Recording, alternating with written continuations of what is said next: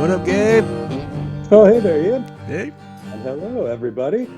Welcome to the newest episode of Blank as a Fart. I'm Indeed. Gabe. This is Ian. It is. We're here to watch some Twin Peaks and talk shit about it. Yeah, we are. How's the week been, Ian? It's a pretty good week. Yeah, Yeah, not bad. I mean, it's another work week. It's the middle of the week. Short week though, thankfully, since I had Monday off. So, that's right. how about you? Uh, Pretty much the same for me. Those of you who aren't watching live in the future, we're just passing our Memorial Day weekend here. So that's why we didn't work Monday. Mm-hmm. That's why we got us some Twin Peaks to watch. Got Indeed. plenty of time to dwell on it. Um, what did you think about the pacing of this episode? I thought this one was kind of middle of the road.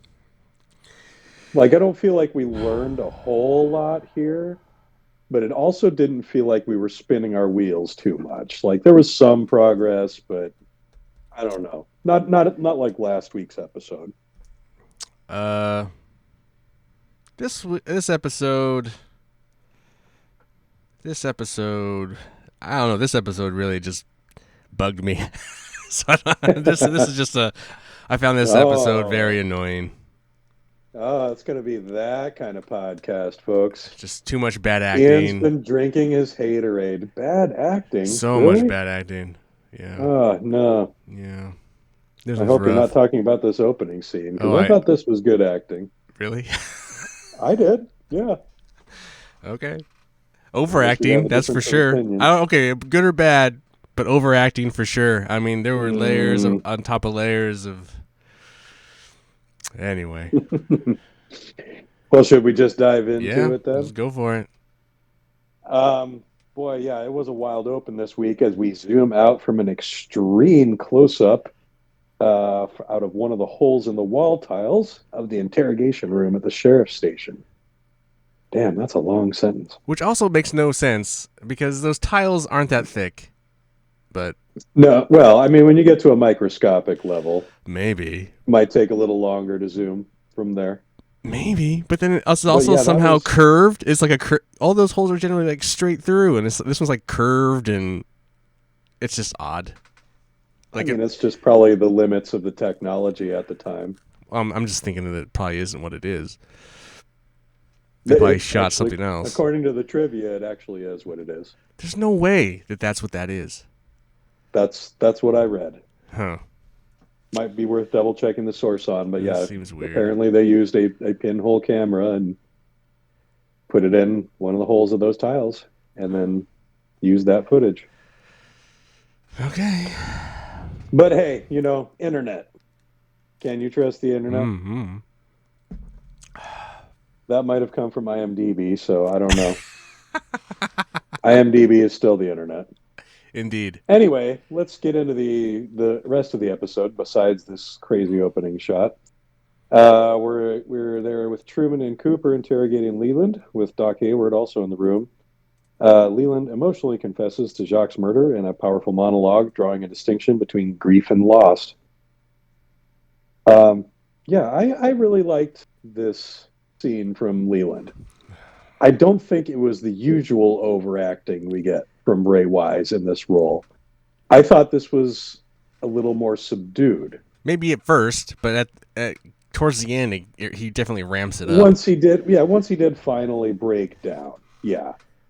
But the way he opens, I mean, it was a lot more quiet and a lot more intense than the usual bombastic stuff we saw out of him with the My Baby breakdowns and those sorts of things. I guess the other thing, or that dinner scene where they're all sitting around anyway, Yeah, when he get breaks out happy. into song, and the other thing that during this scene that I wrote down was just how much I just don't really like this theme song. and then they really will just milk it. They will manipulate you with that song on every scene, and it's just like, can we not do this? It's so Yeah, heavy-handed. It drives it me is. nuts. It's a go-to tone setter, Ugh, it drives me and it nuts. really like it hits you a lot harder when you binge it. Like, and we're not necessarily binging it at this point. One a week is fine, but like when you binge this series, like when you watch two or three episodes in a row, then you start to Uh, understand just how overused that music cue well, is. I'm hypersensitive to it. And oh yeah, oh yeah. Um, you got a ways to go. Oh, You yeah, don't so hear as much of thanks. it once the whole killer arc is resolved, but it's it's the theme of the show. What are you gonna do?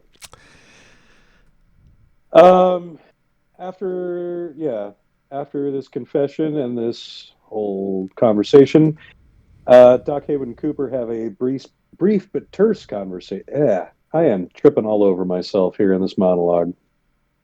Yeah, Cooper, he seems a little overly aggressive with Doc Hayward here on their way out of the room. I mean, yeah, Doc is obviously not saying, murder is cool, but he's saying that Leland has clearly cracked under whatever pressure, you know, Right. he's endured at this point. Like, it's understandable that he would have mentally broken here.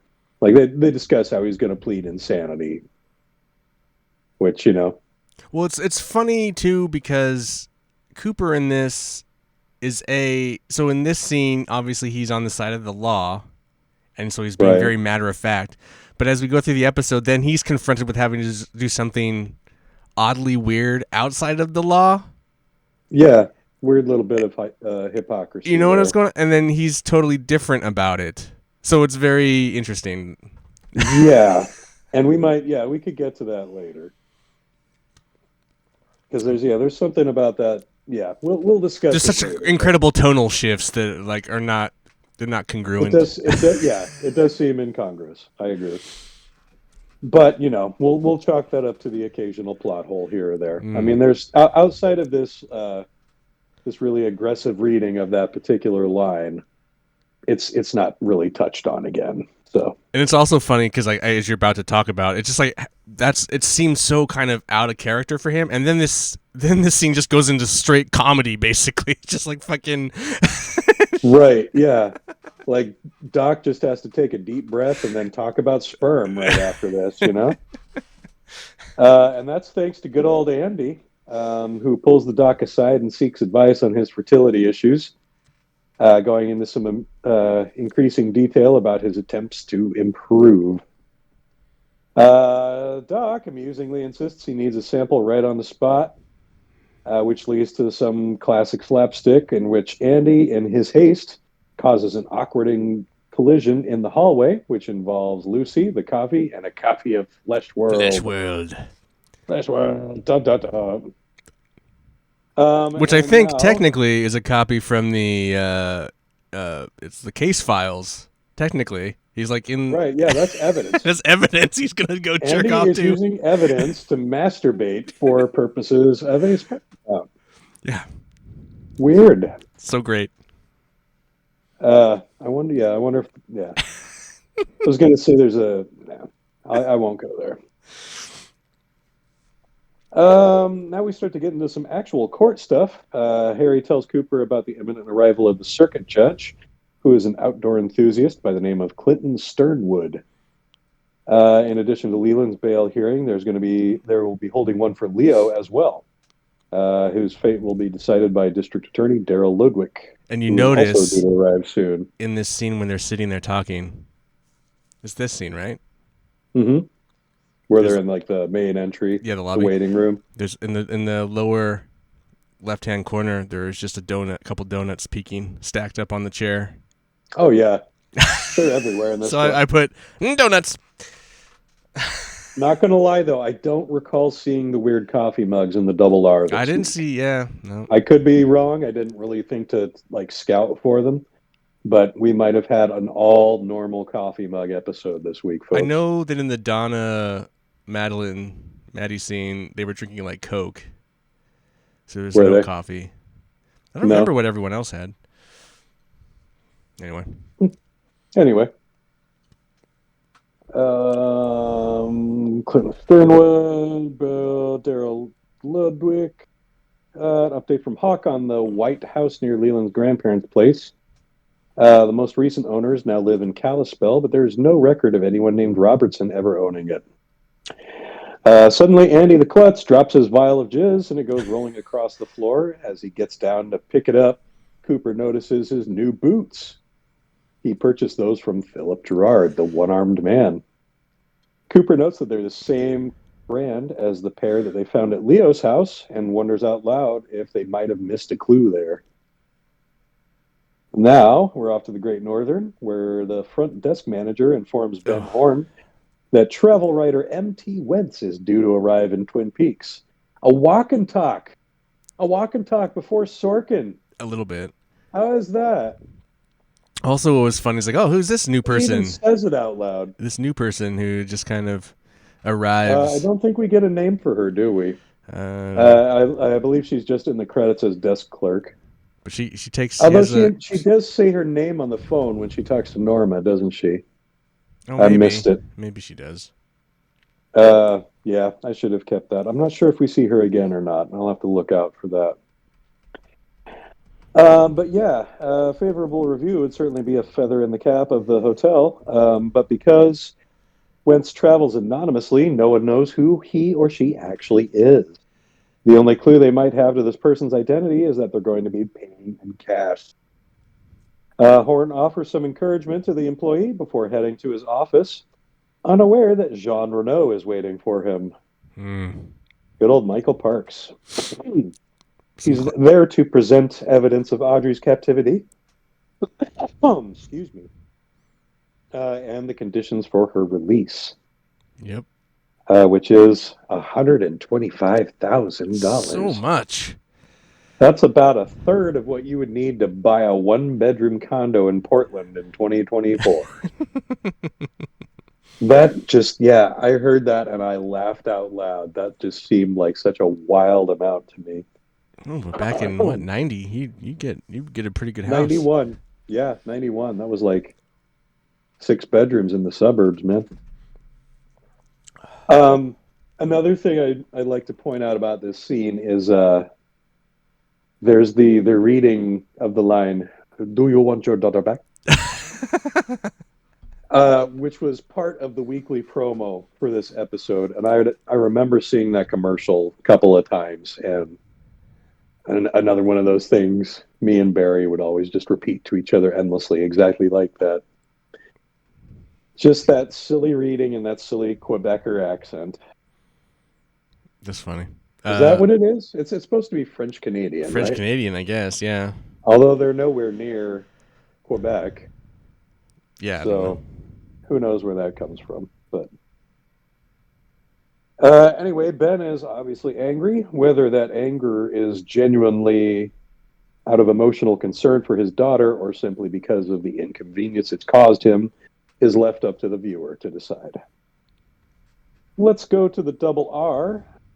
Hank is needling Donna in a typically asshole male way about he was. lunch date with Yeah, Harold. he was like, "I fucking her, dude." Ooh, yeah, it was stereotype, wasn't it? It was just like, how sleazy can you get? Well, no, Ben Horn gets sleazier later.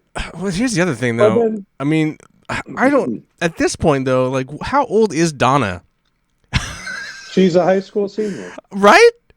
Yeah, she's the same age as Laura. I've got comments about this later, too. So in the next scene we're going to talk about, it's like, what the fuck is going on with this chick? Yeah, you're thinking the same thing I am. So yeah, Hank making his shitty comments, of course, Right. just so alpha white male bullshit. Meanwhile, Norma has just heard about M.T. Wentz from her source at the Great Northern. When she brings it up to Hank, he takes this opportunity to act like a good guy and get all excited about sprucing the place up with tablecloths and flowers. And candles? Yeah, and candles. And potentially drawing in some good business for the diner. I mean, this seems genuine. And he tells I her to know we call all Ed, think, yeah, which we right. don't get the Like, scene. We don't get any kind. We don't get that. But I was like, well, that's no, good. no. That's good character development. But no, let's not do that. Well, how much of this is him? Because I think he's got his suspicions about Ed if they haven't been outright confirmed at this point. Sure, but let's do it. Um, Let's come on. but yeah, I don't know how much of this is like him genuinely being enthusiastic about the whole thing. Because as Harry told us last week, Hank used to be a good guy. Yeah, So how much of this is like, he was one of this just the seemed like he was a bookhouse boy, bookhouse yeah. boy, baby. So maybe this is just like, a little bit of a glimpse into old teenage Hank, into this person that he could have been had he stayed straight and tried to make this diner thing work with Norma. And all it could So have been. I like that this scene is a little bit ambiguous, even though Norma has her reservations, particularly when he brings up Big Ed. But that maybe that's innocuous, or maybe he was just trying to get a read out of her. We know Hank is pretty sly, so we'll see how this goes. I guess there's still the opportunity because it's not like this whole critique writer was that's plot technically wasn't wrapped up in this episode. I mean, it could carry over. I don't know if it carries over to the next episode, but it I could will potentially. confirm. I will confirm that this storyline carries across multiple episodes. Oh, there you go. See, so like this is an extended arc. yeah. Oh, great. The restaurant Which critique I episode. actually, yeah, and I found this out doing a little scouting ahead. It'd be awesome if it just never came up again. But It was just over. Next, just up until this viewing, as far as I was concerned, this was where it left off. But yeah, and again, I cheated a little bit, and we'll get there. But all right. anyhow, sweet. Meanwhile, it's lunchtime at Harold's house where he's trying to get a high school senior drunk. Why the fuck isn't Donna at high school? This is like early March, middle of the day. I mean, maybe it's a Saturday, She's drinking, but and with the creeper dude. Like, what is right? wrong with her that to And not yeah, like this and, yeah, dude I could be swear the to killer, you know? we And yet haven't she's seen gonna get any of, drunk. yeah, we haven't seen any of these high school kids in high school since the pilot. I don't think It must be summer break, it's March. Like we know it's March. spring break. It's still just like a couple weeks. Okay, I'll give you that one. That's plausible. Got a They week. might do an early spring break in the Northwest. Yeah, they don't, but Who knows? Anyway, plot holes aside, yeah, this Harold doesn't exactly give vibes of comfort here. can we also take a moment to just Harold, Hank, Harry, like, come on, guys. That's Yeah, not a lot of imagination. Horn. Not that that's really Also, matters, we got but also we got Bobby and Bob, yeah, which who knows about that? We have two mics. working well. There's yeah. Get like a name generator or something. But didn't they back then have those little name books that you could use? Probably. Anyway, he's creeping hard on her, and he's a fucking weirdo as fuck. yes, we don't know how old this guy is. We're guessing like late 20s, early 30s, and Donna's 18, if that. We're not even sure. He's read this diary multiple times. Not creepy at all. I mean, this goes back to how the kids are always getting into the bar too, right? right. Right, like the kids are always at the Roadhouse meeting up, doing shit there. So I don't know. Maybe Sheriff Truman is kind of lax on that whole alcohol law thing Apparently. in Twin Peaks. Them city folk won't tell us how to tell our kids how to drink. Anyway, Harold shows off Laura's secret diary pretty openly and decides, hey, let's read a passage from it right now. Starts off pretty innocent about Laura's insecurity, about Donna not liking her if she really got to know her, which, as we get more detailed about Laura's inner thoughts, that gets pretty salacious. Mm-hmm. Donna suggests turning the diary over to the police, but Harold balks at that, insisting that he's read the book cover to cover and it contains no answers. Yeah, there couldn't be But anything. they, no, of course not. He doesn't have anything to have any reason to hide it from anybody, right? But they continue to chat, and it looks like a little something might be brewing between the two of them. Or is Donna playing him? Starting to wonder about her. She's turning into a bad girl, Donna. Mm-hmm. Cooper, meanwhile, has arrived at Ben Horn's office and has viewed the video that Jean Renault left. Ben Horn is doing his best to elicit Cooper's help without outwardly admitting that it's part of the kidnapper's conditions that Cooper be the one who delivers the ransom. He offers a direct plea, but the scene cuts away before we get Cooper's answer. Okay, hold on a sec. So Ben Horn. So he makes this comment about how he knows about Coop and Audrey's special relationship, Mm-hmm. and I'm like, how do you know that? Like that's Well, not very open about any of remember, that. they had a conversation, if not last week, the week before, when Ben Horn first told Cooper that Audrey had gone missing. And like Ben Horn essentially like tells Cooper, "My daughter's a succubus. You know, she's just got you wrapped around her finger." And I think Cooper might have called it a special a Did he? relationship at that I point. don't remember that. I forget his exact wording, Hmm. but yeah, that's not like a secret to Ben at this point. Gotcha. I guess I forgot that part. Yeah. All right. So yeah. Anyway, cut away before Cooper. I mean, Cooper's disdain for Ben Horn is still very apparent But his in the love for way he is. Audrey. Yeah. What's a federal agent to do? FBI man. FBI man. Now we're at the Blue Pine Lodge with Josie. She's back from her shopping trip. Mm-hmm. She did come back with a shitload of boxes, though. She commiserates with Pete about the fire, but doesn't seem to know about Catherine's fate until Pete informs her. Of course, we know that's bullshit. She was in on the whole thing. Mm-hmm. I mean, even in this scene, it seems like it's real fake how sad she is about it. Like, I don't, as a kid, I'm like, Pete, do you not see how phony she is? Like, she and Catherine hated each other. Oh, yeah. Josie's like, yeah. Everything she gets away with, it really pissed me off as a kid. Like, every time she just flat out lies to somebody or just ducks a question and gets away without answering. I was always really mad about that because it was always really obvious. I You guess know, she didn't even seem like, it's just her bad acting that yeah, she's not and then great. so the problem with that is then the guy who plays Pete, Mhm. because he's not, I wouldn't say he's a great actor, but he's elevated by who he's acting with. Elevated or, not elevated, raises or lowers. Right. So when he's acting with just Josie, it is difficult to watch, kind of. Yeah, So anyway, especially when they don't have, funny English foibles to play off of. it's just weird. It's very weird. And their relationship is so weird too. I don't It is. like what It is. It's like like, yeah.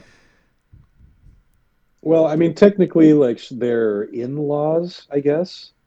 but he loves Catherine but doesn't. And she loved Andrew, but did she? But it's so weird. I don't know. It's a It very is weird. I don't know. You can't really put your finger on it. Yeah. I mean, the one thing that unifies all of those people together is like this ghost of Andrew Packard, essentially. Okay. So that's like the tie that binds them together. But exactly what each of their relationship with Andrew was like, we don't really get to know that just yet. Okay. Some of those questions might get answered later. I'm not expecting Maybe. it. Who knows? Who knows? Now we're on to One-Eyed Jacks, Mm. where Battis drags a drugged-out Audrey in front of Jean Renault. Here we appear to be playing good kidnapper, bad kidnapper. Jean inquires after Audrey's well-being and her comfort Well, I guess we didn't. after We she we tells. kind of. I guess we kind of missed on that last with Jean and Ben.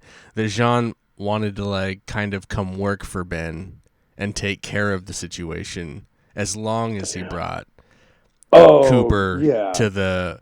So like I did leave that out. so I there just is kind kind of of a was double cross perhaps happening here, even though it's for Cooper. right. And then I also did not mention that Ben knew already knew Jean going in. Like I guess he mentioned a security Right. arrangement Right. or something. So yeah, Ben knows that Jean is, shady character. I guess Jean These wants are to the kind of run, people you have to deal with when you run a whorehouse, but I guess right? my understanding is that Jean wanted to take over the One-Eyed Jacks, One-Eyed basically. Jacks. Yeah, that's kind of what it sounded like. Okay. And that he kind of wants to push Blackie out, Right. which, maybe that's Blackie's sister whispering in his ear. Hmm. Who knows? Maybe we'll see where that goes. Maybe we won't. Maybe we won't. No, we will. I'll tell you that we'll get. That's one of those things we'll get some resolution to. Cool. Yeah. Anyway, after Audrey tells Jean that Battis hit her, Jean encourages Audrey to trust him as he promptly shoots Battis dead right next to her while he tries to ramble his way out of trouble. And then it gets creepy. Because then Jean sits Yeah. down and crosses his legs and starts hugging, and while Audrey is crying and he's hugging her, and it's just a very fucking Yeah. David With a Lynch's hot fuck. gun in his hand. David Lynch's fuck type of thing. It's like very Yeah. Oh man. And the sex dude and who violence. directed this episode Oh, I know. had a very un-Lynchian resume Mm-hmm. after this. Very interesting, but we'll cover that at the wrap up. Back at the sheriff's station, Andy tries to approach a still very angry Lucy to no avail. Cooper decides it's finally time to intervene and do his best to try and play dad and get to the bottom of Lucy's problems for her. This is a pretty amusing conversation, but we get a better understanding of Lucy and her motivations here. I guess, but I feel like this is Um, drugged on for too long. Can we just wrap this up already? Like, I don't understand why. I just don't understand why this has to keep going. I really am tired of it. Like, because we need comic relief. do we? Yeah. Oh, no. We can Oh, create. dude, This is not funny. it gets worse. Oh, it does It it? gets Because worse. I am Oh yeah, okay. yeah. It's not done. It's got a long way to go. This Really? runs through the rest. This runs through the rest of the season. You're kidding me. I am not kidding you. Holy shit. I don't. Holy fuck. Yeah. But anyway, yeah. Oh, and another one of those classic lines that my brother and I laughed endlessly over. So, are you still seeing this Dick. dick? Oh, But yeah, I mean, boy. obviously, like Lucy sees him as some kind of like, Errol Flynn type Right. 50s swash, but somebody a little more cultured than Andy appears to be. But I guess And I get, the thing that we.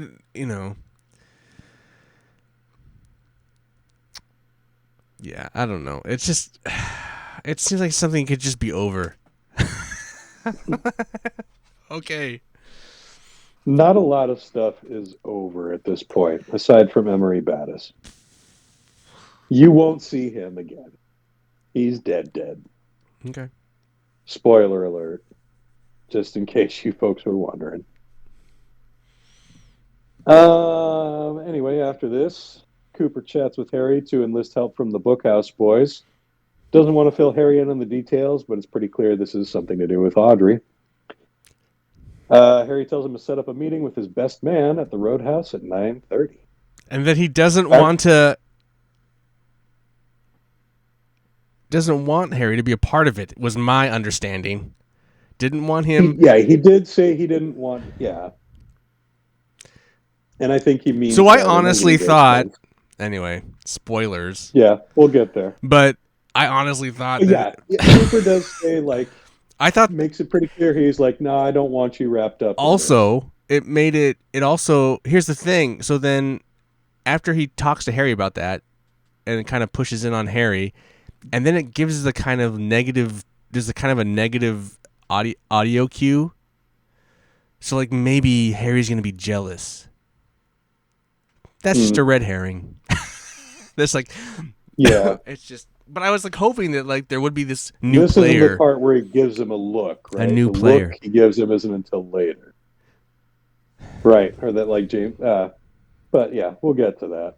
No, I mean, right after he asks him for his best man and then walks off, there's like a single shot of Harry, and there's an audio cue that's kind of low tone, kind of classic, like the doom ominous and ominous kind of, and like it's like, oh, yeah, you do a get a little bit of sense jealousy, but Harry said he's gonna hook him up with his best man. Yeah, or that Harry's you get the idea that Harry's suspicious. That's what you take away from that cutaway. But anyway, we're back at the Double R, where everyone is going into a tizzy as a mystery customer arrives. Hank guides one of their messier customers to a back room. Not just their messier customers, Toad. And I'm like, Toad. Who the fuck is Toad? Like, this is like Toad's made a couple of appearances already. No, he hasn't. He has, yes. Where? At the counter. At the usually. Just sitting there. Yeah, just as an. But extra. no one's ever engaged with him. They may have referred to it. Oh no, he's the one that only tipped Norma a nickel. Where she said, "Nice tip, Toad," or something along those lines. Oh, I don't remember that. But yes, Toad has made an appearance before and will appear again later. Okay. We can do a little research on him. I actually prepared a segment about that actor for an earlier episode, for a very good reason. But I'm going to have to go back, and we'll save that for another time. Oh, so he's the killer. No. Okay. No, but there's other details that I have to reaffirm. Anyway, after Toad gets the boot, Norma goes to take the mystery man's order, but that's just a boring old cheeseburger, medium, fries, and a Coke.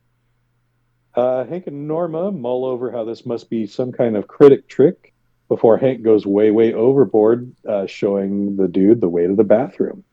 And then cue Toad. Cue Toad and his shenanigans. That means nobody's looking when Hank swipes the customer's wallet.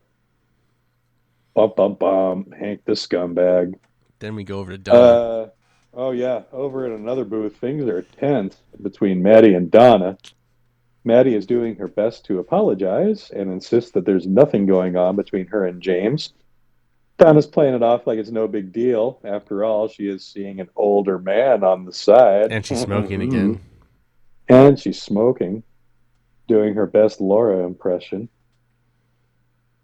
But yeah, anyway, Donna does play it cool before aggressively roping Maddie into helping her liberate Laura's secret diary from Harold. With or without your help. Tell that to James. Tell it. No James this week. No James, no Bobby, no Shelley. No Big Ed, no Nadine. So we still don't know what's going on with her. But meanwhile, Hank opens up the prize to find out that the mystery customer is not M.T. Wentz, but is in fact the DA, Daryl Lodwick. Hank just pickpocketed the DA. Good one, Hank. Back at the Blue Pine Lodge, Harry and Josie are reunited. Josie's pretty intent on showing off her new evening wear. Looking good, Josie, not going to lie. But Harry's got a lot of questions that he needs answers for. Josie plays coy, then gets defensive, and eventually just convinces Harry to shut up and fuck. This is some of the worst acting on both those characters. This is a rough scene to watch. This is a really rough scene. Not a good one. I didn't take many notes. And then I go, and This is She another one of those ones that felt like a stage play. she does come across kind of like oh, I had her name. I didn't write it in the notes for some reason. But in Blue Velvet, what's her name? Rossellini. Yeah, I don't Rosalini. remember. It kind of comes. She kind of comes across as this like kind of femme fatale, sexual deviant that's playing Kyle Yeah. MacLachlan's character. But in this, she's No. Josie's Truman. playing Truman. But it kind of there was a brief moment there with where that kind of reminded me of that relationship in that film. That then they start going at it, and then it's like, oh, a new Forrest Gump emerges. Nope, it's just my cousin. Which we don't actually know that yet. If it's her cousin, but we learned that he is, but then he may not be. They've got an audience. It's secret Asian man peeping in through the front window. There's a lot of secret Asian men in this episode. When Barry and I were watching growing up, watching on a very lo-fi TV, we could never make out who that was. Forrest Gump. And we always used to think it was Pete. Oh, that'd be great. Which, never made sense to us, especially when they never refer back to it for any reason. So, on this watch through, going back and realizing that, it makes a lot more sense. An awful lot more sense. The thunder is rolling and the power is sputtering as Judge Sternwood arrives at last to the sheriff's station. He has some warm and fatherly greetings for both Lucy and Truman before making introductions with Cooper. Wait. Wait. His introduction, that whole sequence with him and what's her name? Why am I forgetting? Lucy is very bizarre. And you say warm, but it's like, come here and give me a hug with my giant wet coat on. Like, I'm just like, what? Take your coat off, dude. It's the Northwest. Just hug me. Anyway, their interactions were very, anyway, for that era. Just more of that comedy. That was, But this dude, he's walked straight out of 60s Westerns, didn't he? Sure. And if you looked him up on IMDb, that's pretty much his entire filmography. Although, God, I forget the actor's name at the moment, but I do remember that his most recent credit prior to Twin Peaks was Killer Clowns from Outer Space. Oh, that's cool. There's a new video game of that coming out. No shit. Yeah. That's pretty wild. It's like the Friday the 13th. Like you group up as like the clowns and you attack other people. It's a multiplayer game. But anyway, it's supposed to be pretty good actually. Anyway. God, amazing these one-off properties that still have legs 30 years later, right. Isn't it? Or 40 in the case of Killer Clowns, I would say. What year was that? 84? 85? I've never seen that movie. I've just seen it on the... Yeah, I just remember seeing the box on the shelf at the video store. That and Scanners. Is that the one where the guy's flesh is like peeling up? It's supposed to be a great movie. That's Cronenberg. Anyway. Scanners is, yeah. Getting a little off track here. Happens. We want to talk about, the Cowboy Judge. Cowboy Judge. This, a lot of things happen in this scene, and you're going to talk about more of them, but it's interesting that it's all one scene. Like, one thing happens, then the other people come in. Yeah, we never leave the sheriff's station. We pretty much stay in this. They probably could have attempted it in one shot, but they didn't. Yeah, and I would argue that changing rooms equates changing scenes, but that's, playing semantics. So we'll go with that. Same setting overall, which is unusual for because Lucy stays there and the judge and Coop and Truman exit, but she stays there and then the other guy enters in. So it's still technically it's continuous. Acting wise, it would be different. They did shoot coverage because obviously people messed up, but because of where they could have done this in a oneer if they were better. Yeah, Well, I mean, they would have had to pace it differently because the camera would have had to follow the three into the conference room. Um, but anyway, yeah, the fellas head off to the conference room to talk business while Dick arrives at the sheriff's station to try and talk to Lucy. He gives a big speech about doing the right thing. He refers to himself as a cad, which I got a kick out of after using the word in last week's podcast. But anyway, his idea of doing the right thing means paying for the abortion. Lucy, who is furious at this suggestion, screams him out. Quick cut to the conference room. We're having a bit of an informal hearing. Oh, we don't see Leland getting escorted into the room either. So I think this does technically qualify as a different scene. Well, into that Although, room, yeah, right? Well, yeah. that's a different scene because they're in the other. They're in the other room. Oh, okay. You just meant the segue between that and with Dick and Lucy. Right, right. I thought you meant everything that took place here at the sheriff's station. Oh no, My yeah, bad. no, yeah, yeah. I That's also misunderstood. like yeah, that would still be interior conference room, interior lobby. So like the Right, lobby is separate like scenes. two different sequences happen in the lobby at the same time, like one after the other, Yeah, and then it cuts to the conference room. which actually we got that at the diner too. Yeah, that with A the couple of Donna. times. Yeah, with Yeah, like with when we cut over to the right, booth with Donna and Laura, like they're or Donna and continuous. They're Maddie. Excuse me. technically probably two different scenes, but really it's a continuous scene, same location. So Yeah, even using a scene, an unbroken shot right. carrying from one scene to the other. So yeah, used a couple of times in this episode. Judge Sternwood addresses Leland. The two obviously have some work history together. Sternwood expresses his sorrow at the circumstances in a long and pretty speech. But with the DA absent, they decide to wait until morning to figure out the bail situation. Yeah, that speech is like, it really felt like something out of, a 60s production of A Few Good Men.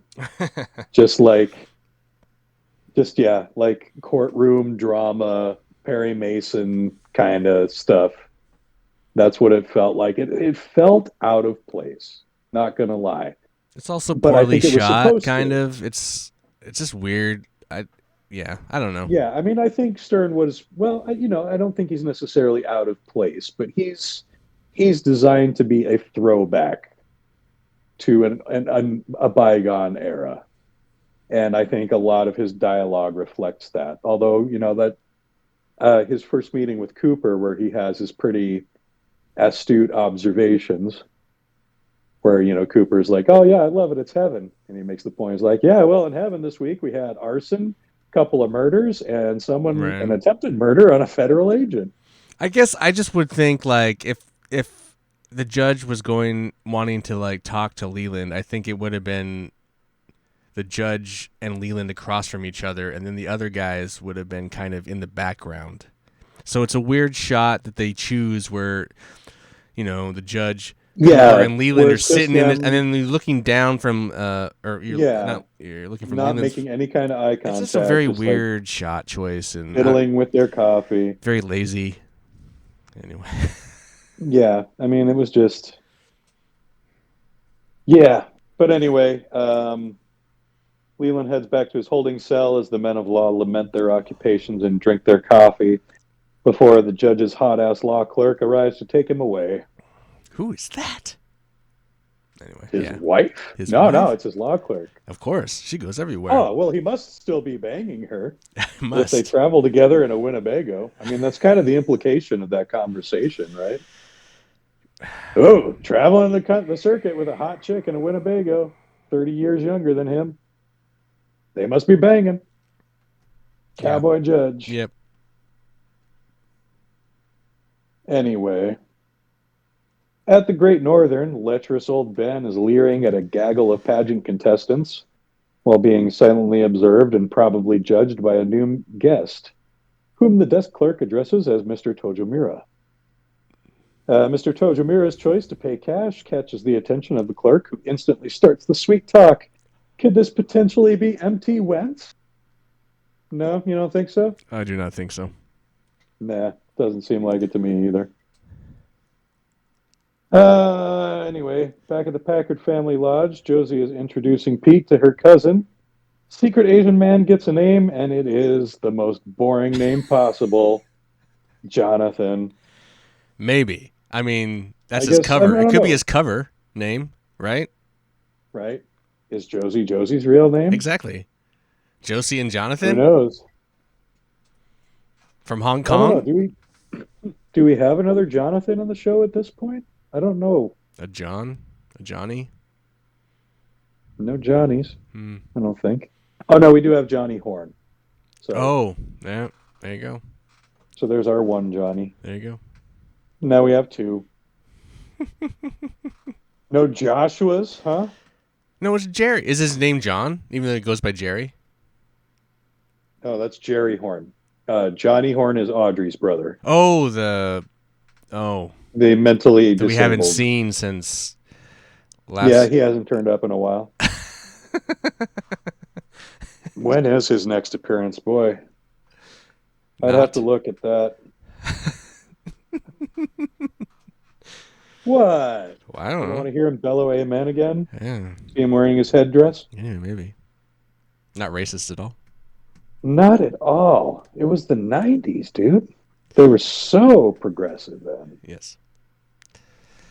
Yeah, introducing Jonathan, blah, blah, blah, boring, pleasant chit-chat involving Josie's classic bad English. What does she call it? His biographical clock? Oh, what? Are they going to be trouble? Yeah. They're always trouble.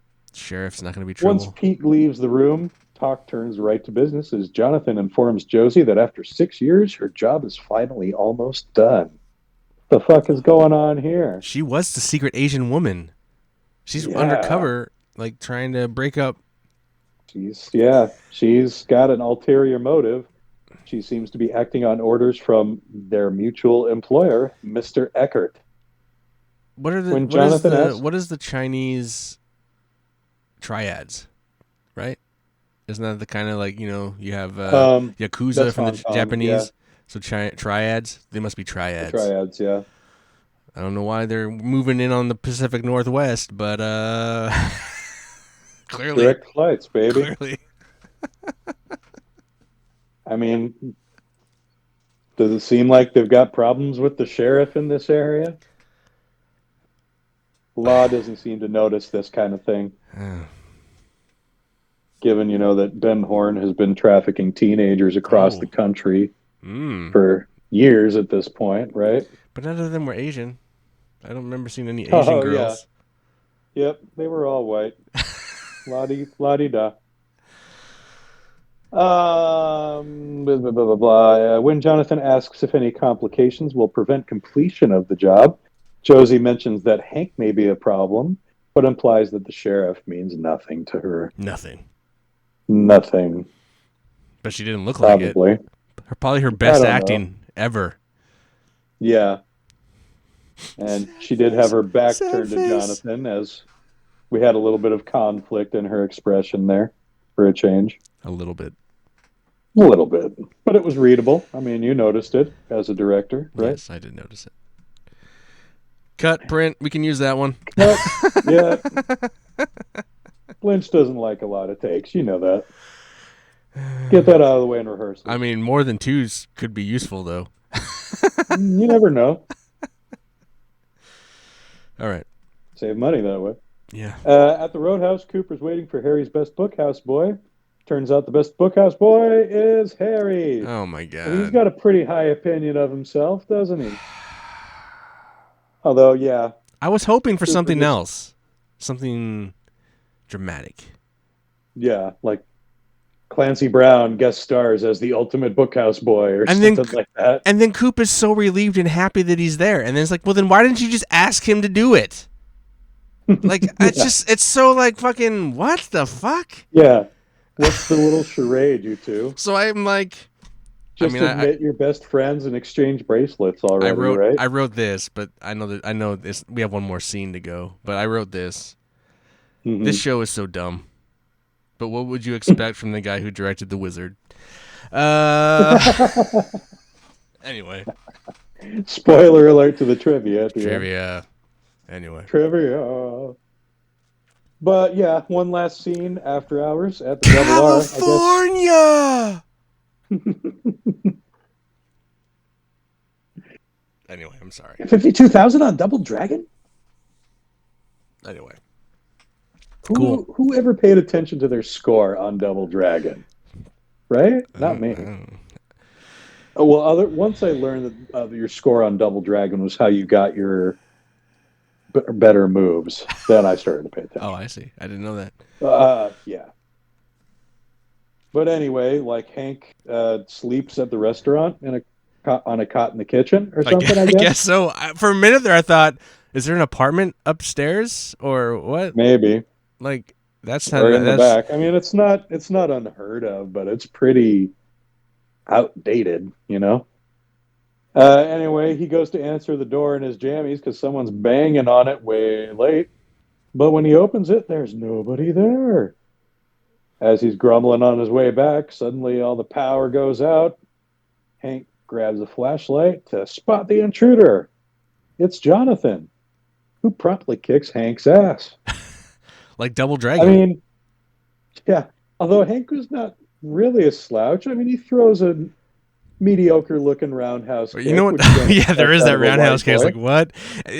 What's also funny is like there's the scene where he's like trying to hit him with the flashlight, and it's like the guy that is not even moving. It's like he's just swinging it across his face, and it's like, what is this? This fight scene is so bad.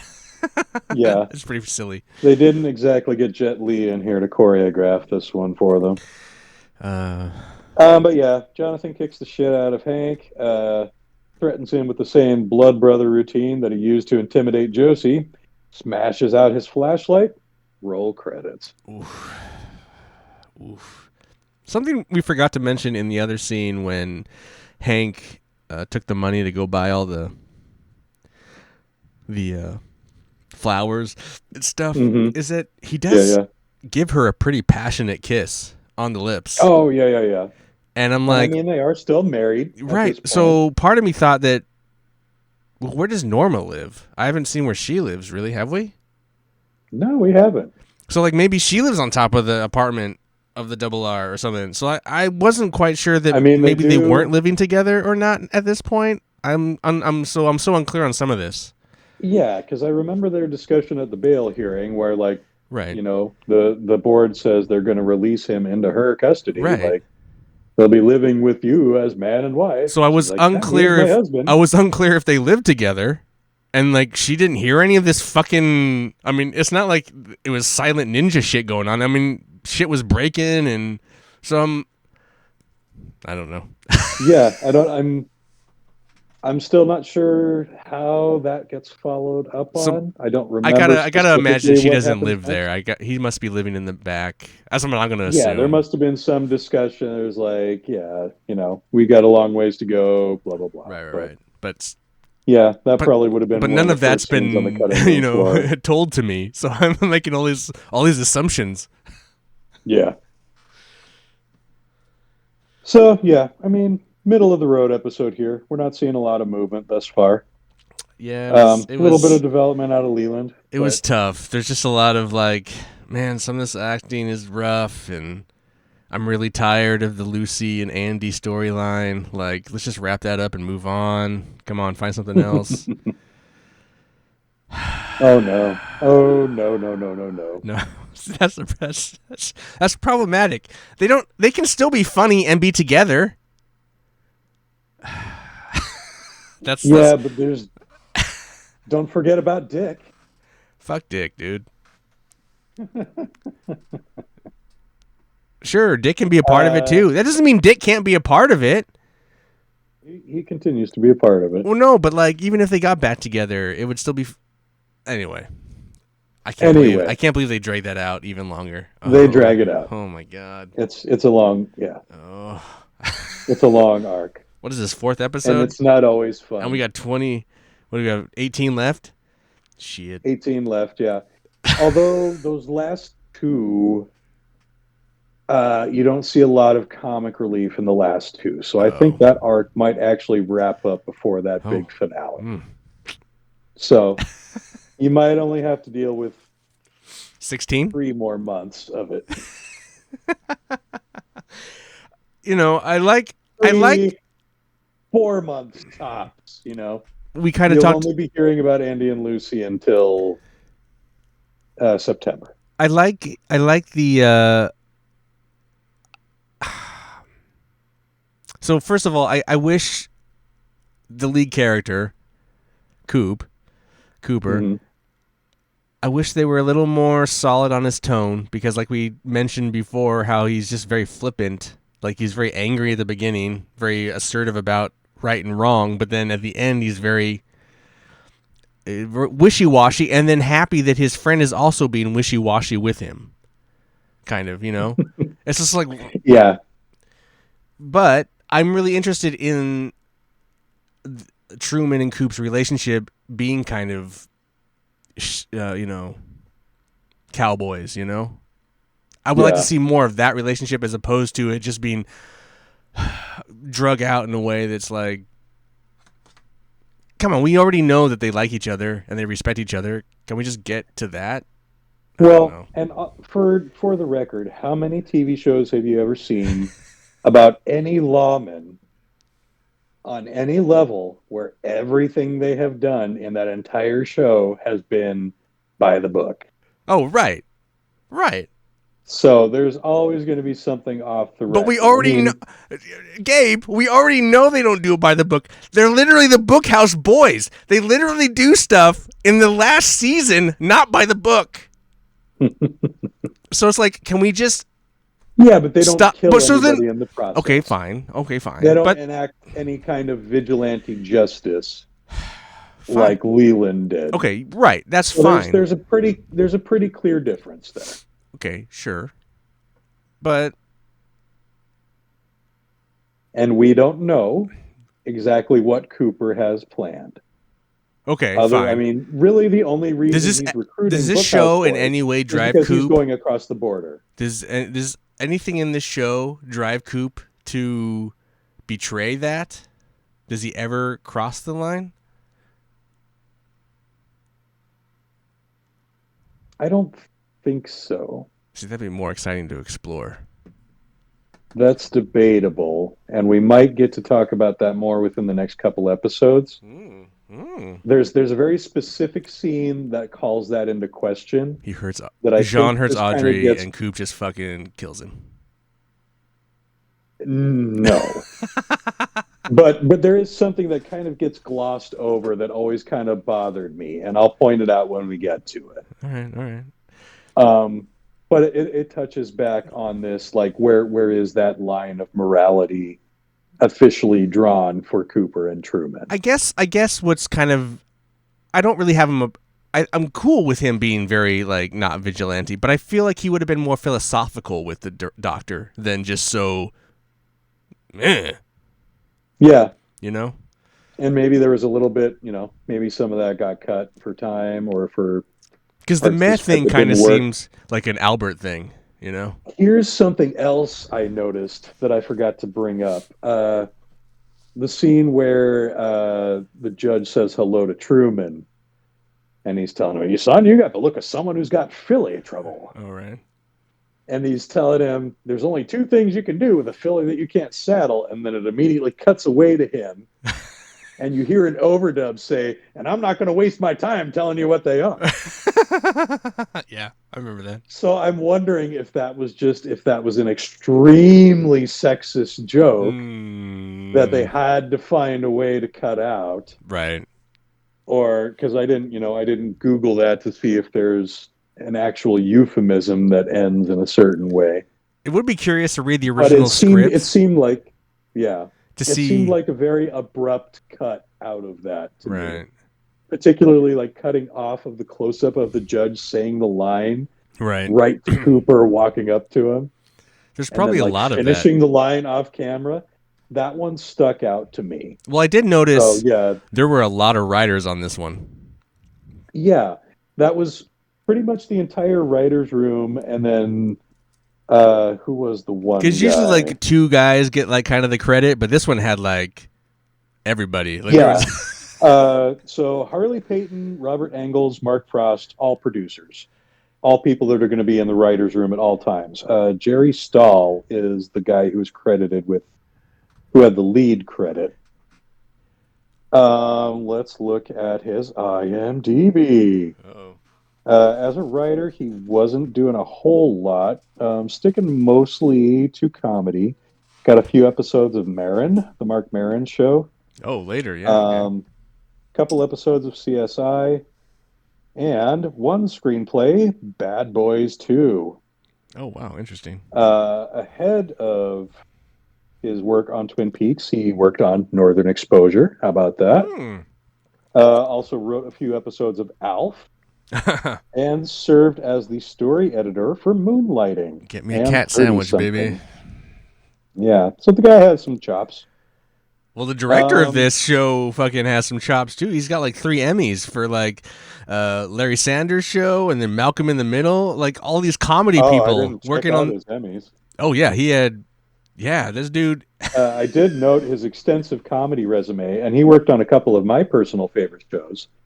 Some Tina Fey joints. He did a couple episodes of 30 Rock and also a couple episodes of Unbreakable Kimmy Schmidt, Oh wow, which I highly recommend that show dude, he if you directed haven't like checked it out some already. 50 episodes of the Larry Sanders Show. Yeah, and almost 30 30 Malcolm of in the Middles. yeah, it's crazy. Like this dude. So But this is what he went on yeah, to. he ended up finding his niche, and this was not it. So Or it it's funny was how just with better actors in a comedy feel. Like this right. episode Does it really feels feel like the gripe that you had, the most scenes that you had the gripe with is in the this comedy. episode were the comedy scenes? But Which, so if that's ironic, that's where Todd Holland, who is the director, ended up. right. But see, I don't. It's not where I think it's tiring in this show. I like the little bit of slapstick here and there, where I think they really shoved this episode with a lot of comedy. It's like Mhm. it's like ugh. It's just like not working for me. But and I think that's also because a lot of these people aren't really comedy actors. They're just kind of Yeah, they're just I don't being know. asked to do like what would be everyday comedic situations. Like if when you work on a comedy, you're working with comedy actors all the time, daily. You know, Yeah. this is a weirdo show that they're trying to infuse comedy into. So it's but you know, obviously he has a thing that he wanted. I don't know. They must have just let him run loose, cut loose, and do what he wanted. It's interesting. Does he direct more? He does have one more episode that comes up later in the season. Yeah. Can't wait. I Uh, can't wait, Gabe. 13 maybe. Can't wait to see how funny that one is. Cynical. Cynical. Cynical Let's talk Ian. about Toad for a little Oh, bit let's talk about Toad. because You gonna I did go ahead and find his page. okay. Kevin Young is the name of the actor. Once again, as with most of these little side characters in Lynch works, he served mainly as a production assistant. Hmm. So he did a lot of work behind the scenes on Fire Walk with Me and on Twin Peaks. So it must have just been Also like, got some hey, good work we later need an on. extra. Can you just sit here? And he just like That probably. sort of thing. Yeah. Now, here's the thing. I was going to bring this up a while back, but it was kind of a downer, so I left it out. Season 1, episode 5, was dedicated to Kevin Young Jr. Oh, Uh, here we're leading up to this. Kevin Young Jr. was the infant son of Kevin Young, who died as a result of abuse from his babysitter. holy shit! Yeah, so pretty heavy situation. And Lynch, good to his crew, took very good care of Kevin Young in this scenario and dedicated that episode to his son. Okay, wow, that's rough, Uh, man. That so what a yeah, fucked up Lynch, situation. right? It was pretty fucked up coverage. Um, so yeah, Kevin Young always had a job working for David Lynch. Took care of the dude. As far as I know, he still does some work for him here and there. That's cool. Stand up. Maybe not. I could be extrapolating. Let me look a little more. Shoot, I closed that page before I was ready.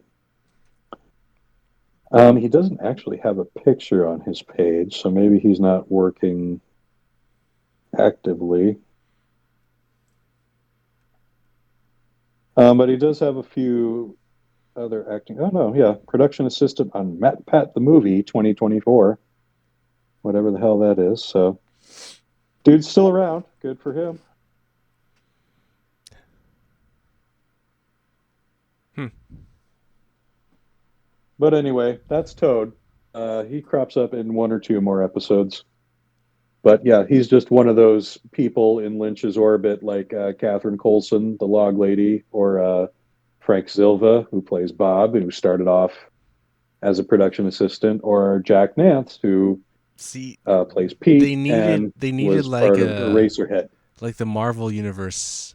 They needed like the Illuminati crew, and like instead of like Stark and Namor, they need like the Log Lady and Toad. They all just like have this council of weirdos that Right, Cooper has to come to. That would have been right. The great. log lady and Toad and Dick and Yeah, just a whole bunch of random fucking weirdo whole characters group of that weirdos. have never anything really. They're just these characters. Yeah, that'd be funny.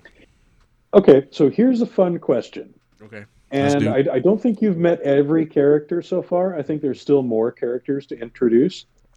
But out of the characters you've seen so far, how many of them do you think make it into the return?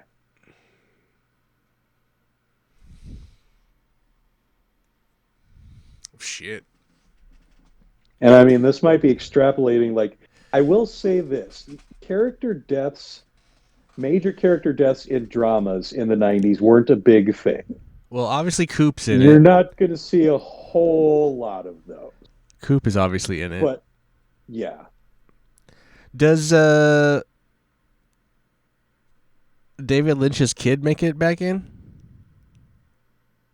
I don't think Oh, so. that'd be funny. That'd be a great I'd callback. have to look it up. That'd be a great fucking callback.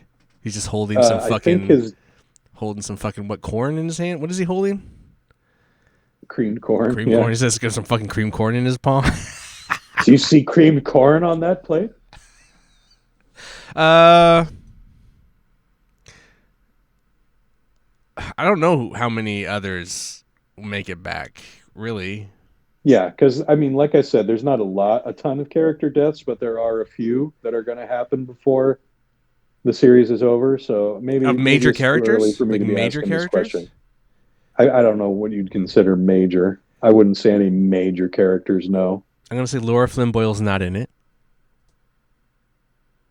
Yeah. So what I'm going to do, and I think this will be, Wink or nod. I think this will be appropriate.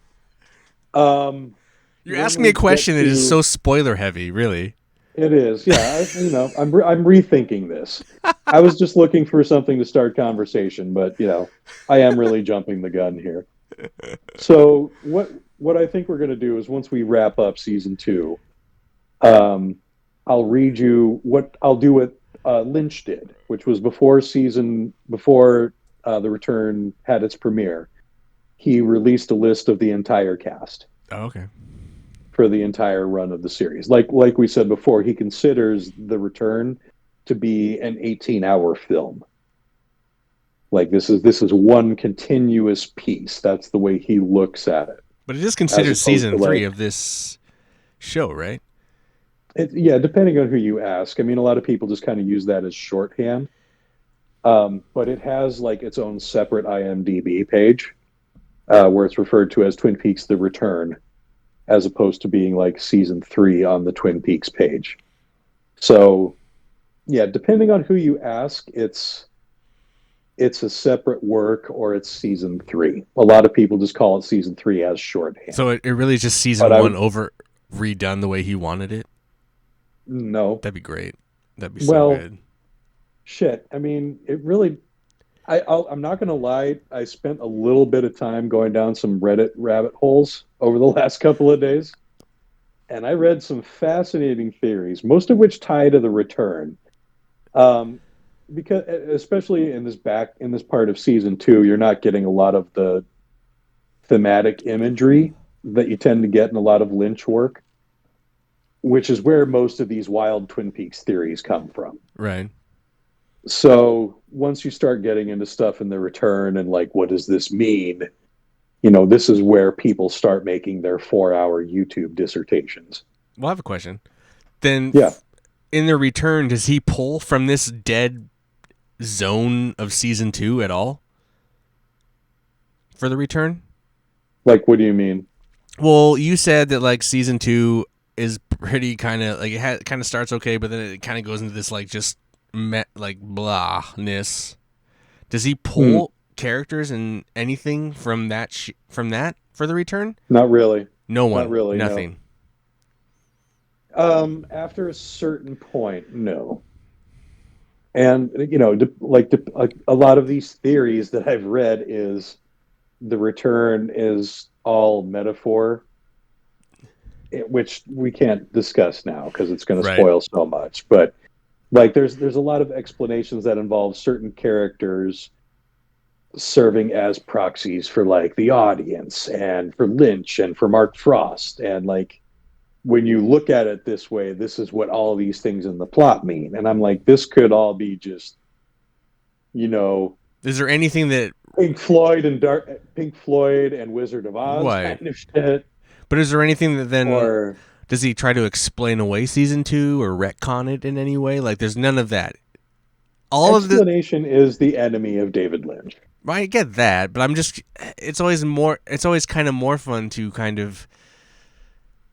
No, I wouldn't say that. I would just say that he picks up the leftover threads that he found interesting with Twin Peaks, and then just said fuck it with the rest of the stuff. Right.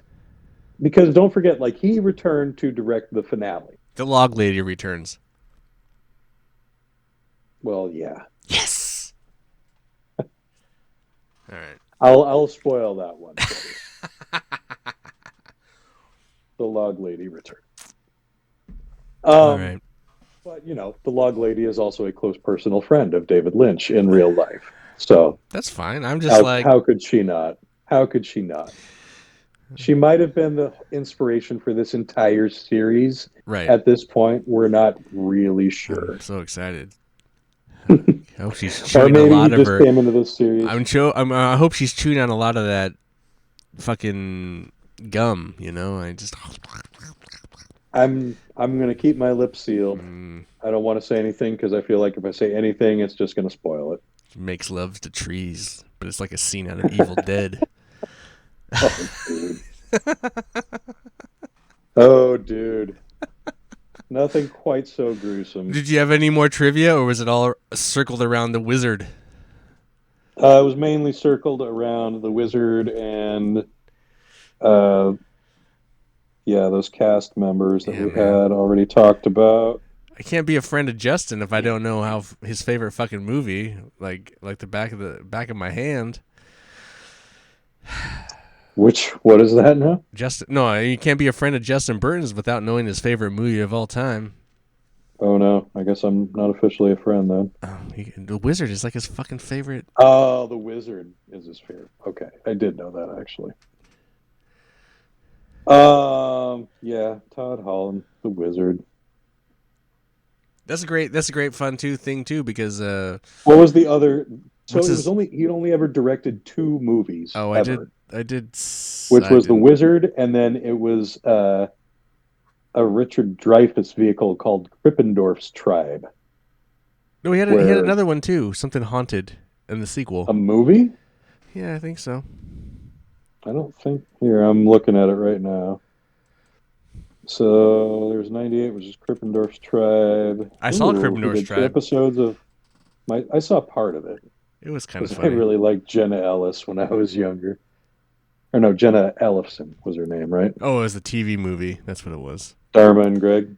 No, he directed a TV movie, Monster High, the movie, and its sequel. Okay. TV movie. That doesn't count, I guess. Krippendorf's Tribe, though. I remember, you know what? I saw this. 2 episodes of Amazing Stories.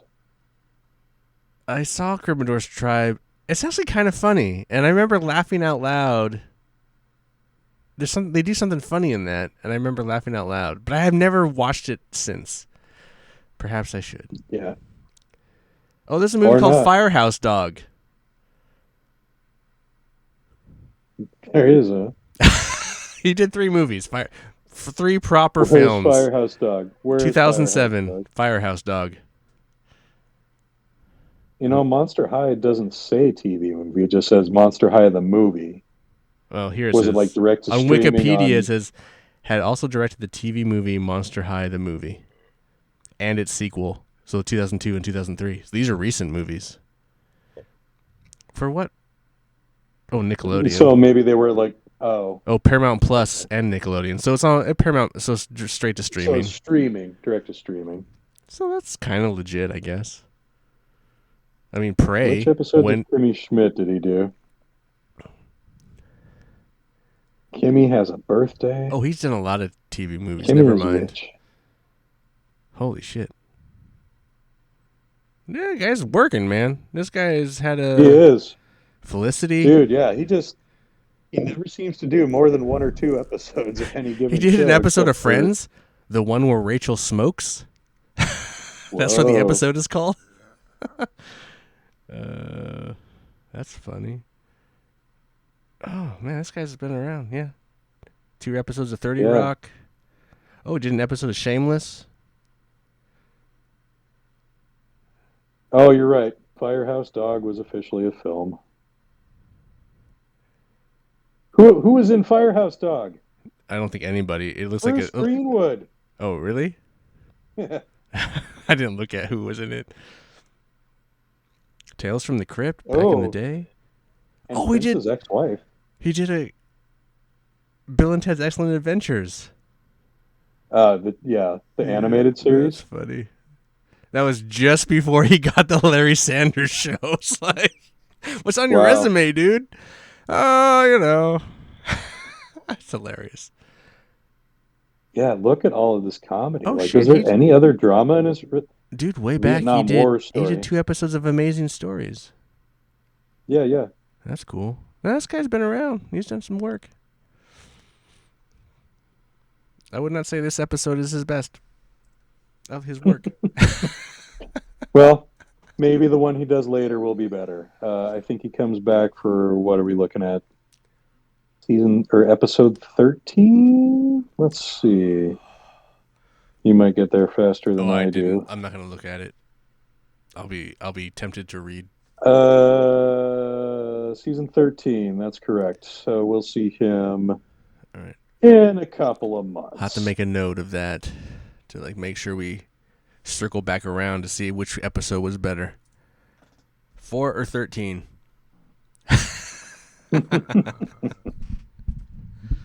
We'll find out soon enough.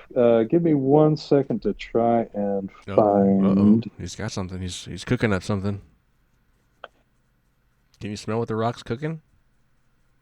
Oh no! It smells like urine in a bottle. I lost that page that had the ratings on it.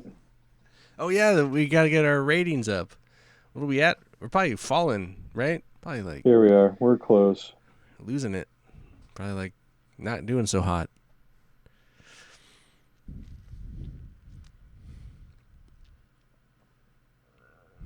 Oh, damn it. I'm sorry to keep y'all waiting, folks. I got to search for it now. Let me like just a keep chump. vamping. You know, Rock pisses in a bottle. It's gross. He's costing millions of dollars. Can we just end the Rock right now? Just like,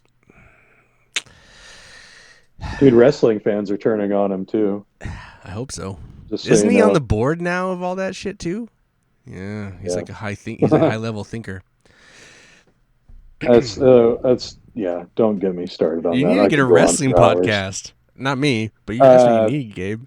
That is a very diluted market, let me Oh, tell I'm sure you. it is. Like video games?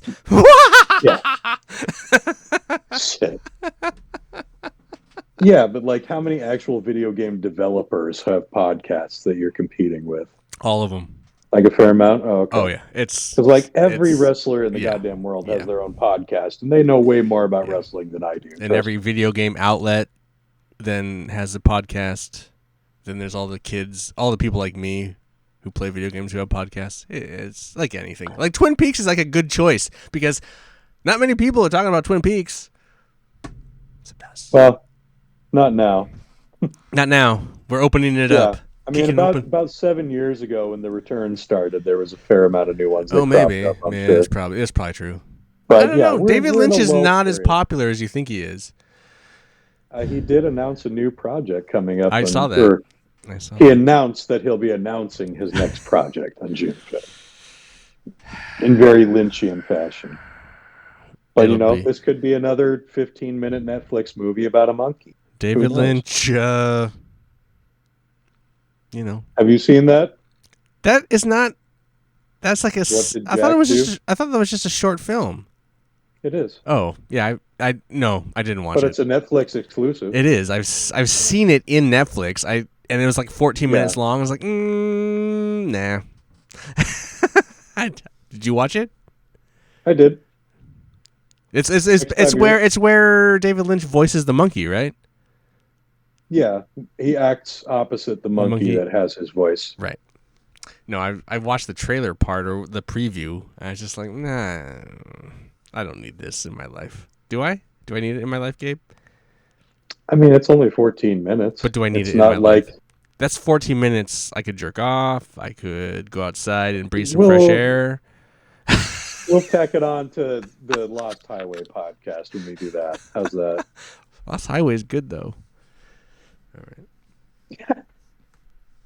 Well, it's amusing. It's People an don't amusing like the watch. Lost Highway, Gabe. I think I'm like one of the only people that likes the Lost Highway. I get the feeling I'm going to like it when we finally get I to hope it. so. Gary Busey. I really want to watch it before, but I'll Franklin- out of respect. Anyway, Frank Langella's in it. yeah. Oh, No, not sweet. Frank Langella. Who's in Oh. it? No, I don't want to get into that right now. We'll do that. We'll do I that know later. Balthazar Getty is in it. Balthazar Getty is definitely in it. Bill Pullman, obviously. Robert Loggia. Robert Loggia, that's who's in it. That's who's in it. Loggia, Langia. You know, it's just like I know it's an Angia. I just couldn't figure out which. I couldn't Soft remember G. which one it was. That soft G in there somewhere. Unfortunately, Marilyn Manson's in it, but Oh yeah, I remember that. Or I remember hearing about him being cast. Isn't he like a porn star or something in that? yeah, and it's also very like secondary because he's not in it as opposed. He's on the screen in it, but he's not in it. In it, they're like watching a film of him with something going on, but he's I not see. in it. In it, you know what I mean? Yeah, He's like on an episode of Invitation to Love. exactly. Classic Okay. Lynch bullshit. Classic Lynch bullshit. Here we go. I got us some ratings here. We got 12.8 million viewers. That's down about 1 million from last week. Oof. 8.4 household rating. That's a 15% share, ranking 71st on the week. So yeah, still in the top 100. Not great for the 90s. I mean, those would be phenomenal numbers today, again. But yeah, we are on a steady decline. Are you watching this as it comes out now? Or are you still watching it recorded on VHS or whatever? I'm bouncing back and forth.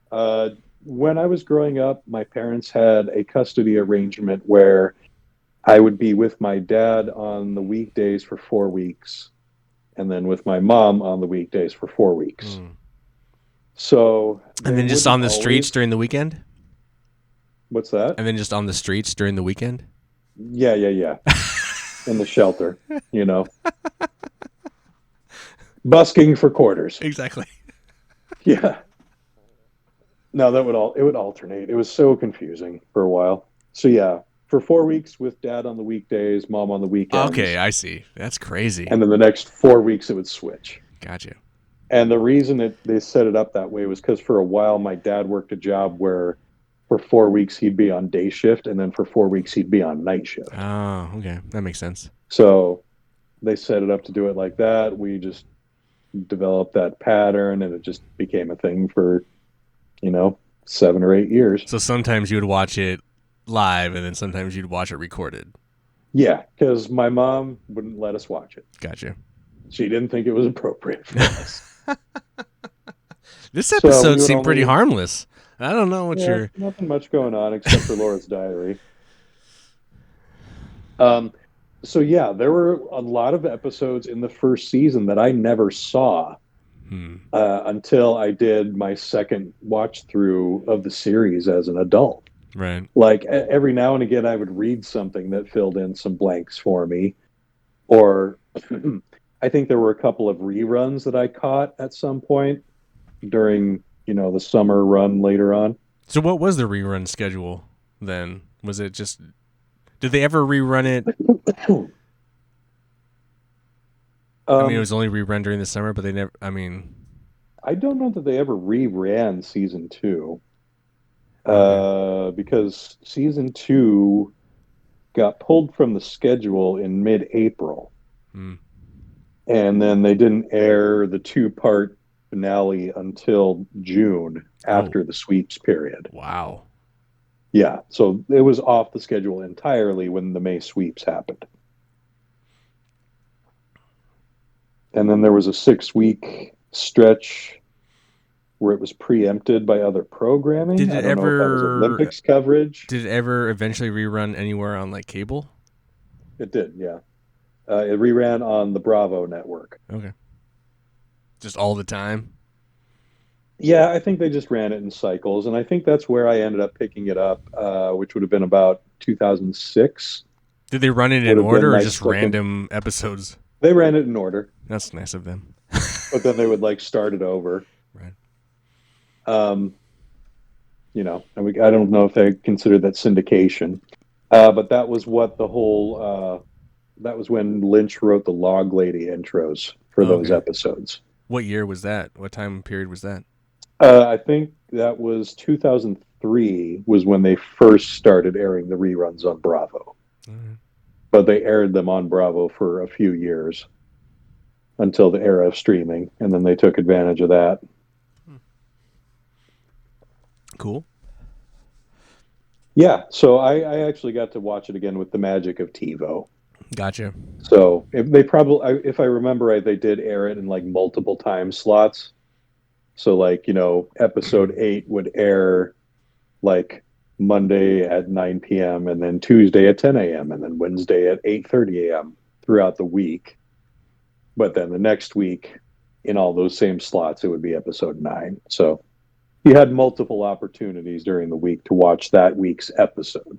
So it originally airs in like 90, 91 or Mm-hmm. 89, 90, whatever that time period is. And you Mm-hmm. never really saw all of it. You saw a lot of it, but you didn't see all of it So it wasn't until 2003 when you finally got, for the most part, saw it Well, all. 2006. Yeah. 2006. Okay. Yeah. That's when I started. That's when I finally saw the whole thing start to finish. Gotcha. Um, most of the key parts I saw. Like a lot of what I missed out on was this back end of season two. Mm-hmm. And then, like I said, there are big chunks of weeks where it didn't air because it was preempted. Um, like there's an episode here that airs February 16th, and then they don't air another episode until the end of March, at which point they move it back to their original time Mm-hmm. slot of Thursdays against Cheers. When so before 2006, when you had finally watched all of it, Mm-hmm. how often would you rewatch like the recorded VHS versions that you had? Not really, Never. never. So No. then, so then that's over a decade till that point. What what was your kind of memory of the show? Do you remember what your memory of the show was, and then finally seeing it all again? Like, what was? Did you have any? I'm curious on what your kind of take on the show was at that point when you finally watched it all. Do you if you remember that? It seemed largely the same to me. Okay. Like it didn't surprise me in many ways. There was just kind of like some stuff that I saw and like that I didn't remember that I was just like, huh, that's neat. And there was a lot of stuff that filled in more details and everything. But you pretty much had an I understanding of the had whole show at that point, like you and yeah. things have been probably maybe spoiled at the. I don't know. For the most, I don't. Well, I did. Oh yeah. I mean, I'd watched one of the episodes I did see as it aired was the finale, Oh, okay. so I knew how it all ended. Okay. None of that was a surprise to me. Um, and I did see Fire Walk with me as well in those intervening years. Right. So a couple of times. So it was always on the brain. Okay. Um, but yeah, it wasn't until that point that I did like the deep dive on it. And then when my brother did his second watch in his adulthood, then we started, having discussions about it. What is it for You you that makes you such a fan of this series? uh, it's it's that background world that we get to see. Not so much the townspeople stuff, but like the stuff in Cooper's visions, the supremely weird, beyond human understanding kind of stuff, like puzzling over the mysteries of that. That's what was always my favorite part, is seeing all this bizarre, weird imagery, hearing all this weird sound going along with it, and trying to figure out what does this mean? How does this tie in to everything else that's going on and like what we see as the real world? Did you ever feel like all of that was answered, even with the return? Not giving me any spoilers, but do you ever feel like that any of that was answered, or is it always been just kind of this kind of MacGuffin of a thing? Like it's just a thing, and it doesn't never is going to be explained. Or are you happy with how it concludes? Or I don't know if happy is the word I'd use. Um, I'd go with option B there. I think that, as we discussed in last week's episode when we talked about the Slice of Lynch documentary, Lynch was very upset about the mystery of Laura's killer being solved. So I think that kind of, inspired this creation of this whole new mystery, which is what is this supernatural element and how does it apply here? And yeah, I don't think you get what would be considered a satisfactory explanation. No. There is no like direct exposition at any point that tells you this is why right, you see this. right, This is why this is happening. and that's very Lynch. And if you got that, it wouldn't be David Lynch. So, yeah, no, and it works. But People still talk about this. They're puzzling over this mystery to this very day. do There they are, give you? But do you feel like they gave you answers enough for you to like feel okay with it? Like some of his movies, obviously they don't give you the answers, but there's a conclusion that lets you kind of formulate things on your own or think a certain way, or are you just uh, uneasy about how it had all played out? You're like, I just I'm there's always going to be unrest with you in Twin Peaks. yeah, there's always going to be that puzzle. Yeah. Okay. There's always going to be that I'm not sure I get it. And that's what drives the continuing interest is, finding more clues. It's in a way I can see like this sort of thing that drives people to embrace conspiracy theories, I guess you right. could say. Right. I guess a lot of the shit that I read on Reddit about people saying like this is what it has to all mean. Like this is Twin Peaks explained. I don't see how that's any different from like this is the Illuminati explained, like there's, nobody has confirmed any of this. This is just you extrapolating from what you have seen and heard with your own eyes and ears. Mm-hmm. And I think that's part of Lynch's art in general is he doesn't want you to have all the answers because when you have all the answers, you stop thinking about it. Mm-hmm. So the fewer answers you have, the more mystery you take away from whatever art you view, the longer it stays with you. Uh, And I think that's especially true in the case of Twin Peaks. I think that's okay. the hook. I guess And I my think it's just a way for him to prove his argument. my other And question that is going now. This is like I don't know how many viewings this is at you at this point, but like this time going through it at this point from the beginning Mhm. of season 1 to now on this journey. I know this is my journey, but I'm curious. What are new things that you pulled from it that you didn't catch? Is there anything? Is there nothing? Or is it? It's back a um hand at this point, but is there anything new you've pulled from it? like as far as we haven't seen enough of that stuff at this point. I guess just in general, like, is there anything that I've brought up, or is there anything, Oh, you mean anything? of the I series as a whole, just like not from, necessarily of the mystery of yeah, just like the supernatural. not the Um, supernatural, just everything as a whole. Like, is there something new you didn't see before, or yeah, there are a few things. I have a new appreciation for the dynamic between the Horn brothers. Like, I never put a lot of stock into those scenes between the two of them, but now they're some of my favorite ones to watch. Um, a lot of the little stuff that we didn't, like always incorporating food into Mhm. those scenes, like that's stuff I didn't touch on beforehand. Um, that's the biggest one I've noticed. Is just I get a lot more enjoyment out of those scenes, which is kind of hard to do right now, given how scummy Ben Horn is.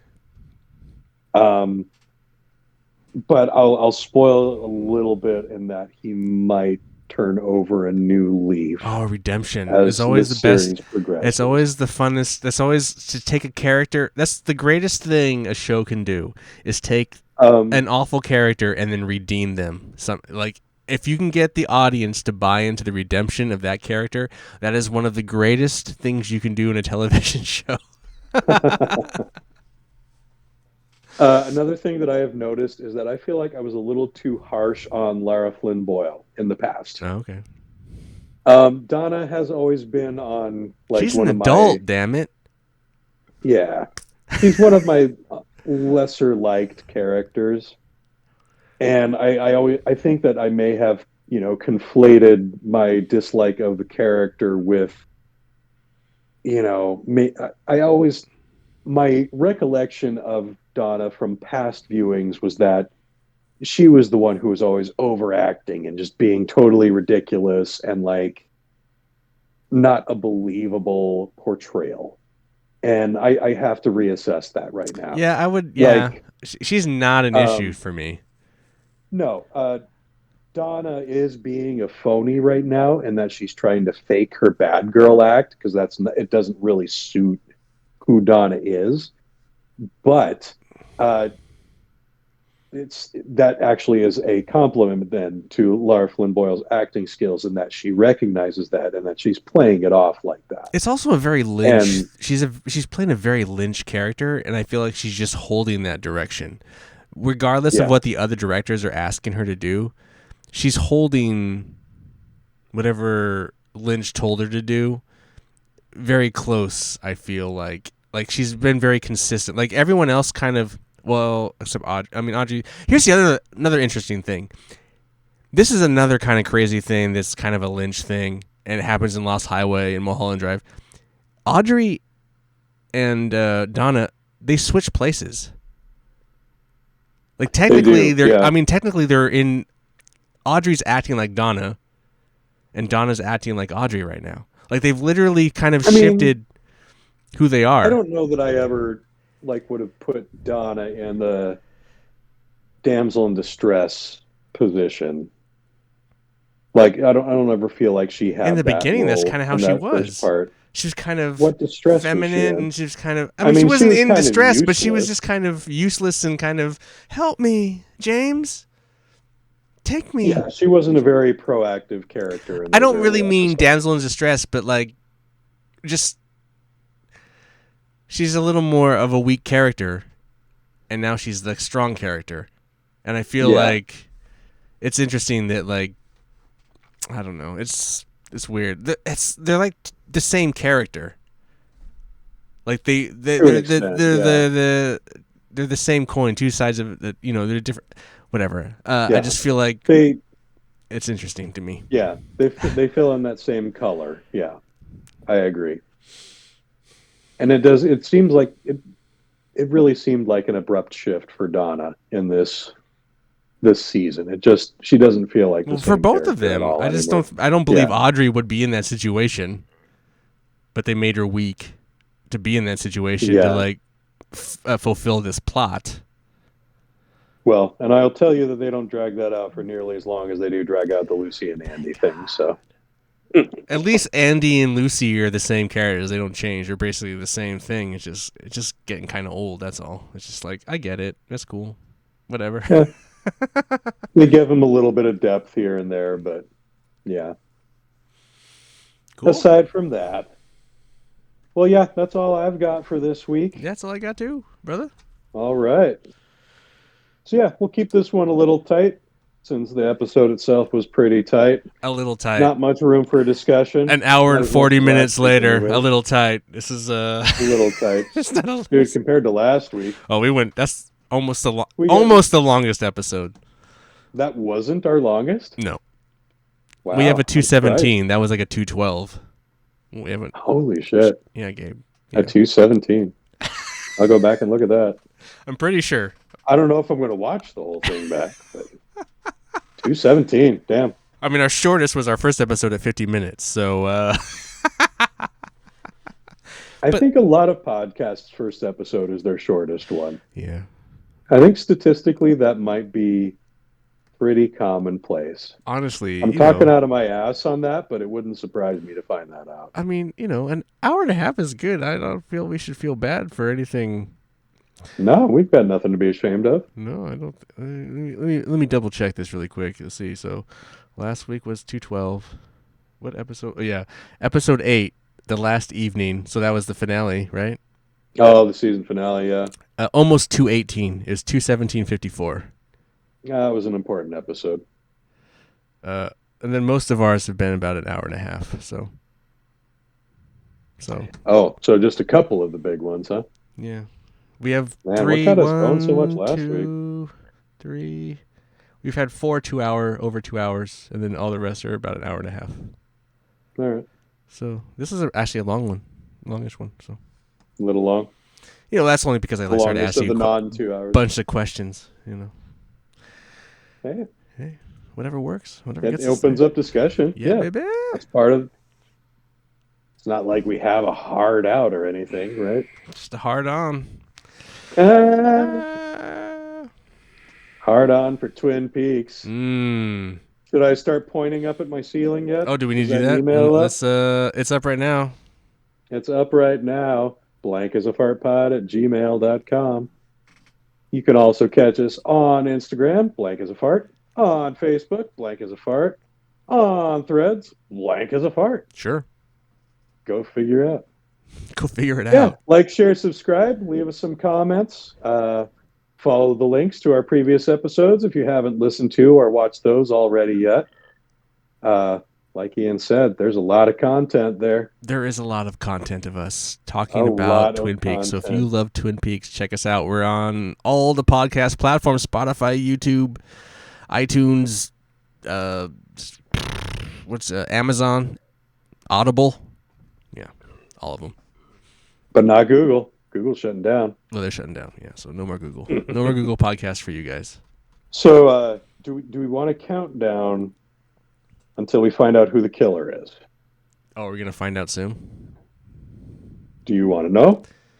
Or do you want to find out organically? I want to find out organically. Okay.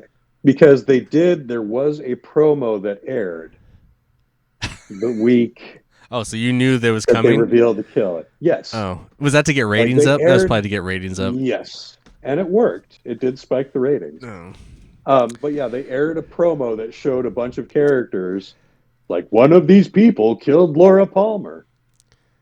I don't need that to So, come back. okay, I do a I won't podcast. spoil it for you then. I'm attached. I'm already like chained to this thing we have to do. So All I right, don't know. yeah. Let me find it out organically, and in my notes be like, this guy or this girl. Yeah, Big Ed. We'll go with the flow. Big Ed. Big Ed? Was he wearing his fake mustache when he did it? Oh, yeah. His I fake hope so. mustache and his rodeo suit? That'd be awesome. That'd be sick. Another bookhouse boy loses. Gone bad. Gone bad. Yeah. There's something in that bookhouse, man. Yep. Something All in the well. Sweet. All right, folks. Thanks for joining us. We hope you join us again next week as we keep on rolling. And I didn't come up with a clever closing phrase. I guess what was it the judge said? We'll all raise a drink together in Valhalla. Here we go, folks. Crumb. And to Laura. Later, Gabe. Good night, Ian. Love you, buddy.